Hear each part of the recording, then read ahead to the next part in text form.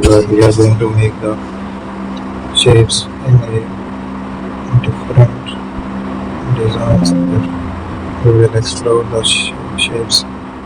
It's a pattern stamp on it we are making there. So use the eraser tool to unhide the shapes under it. So we are making another designs. Explore the shapes.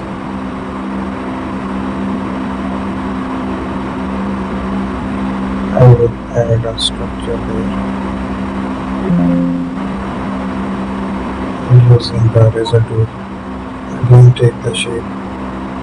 So we will keep editing there. Add different paints there.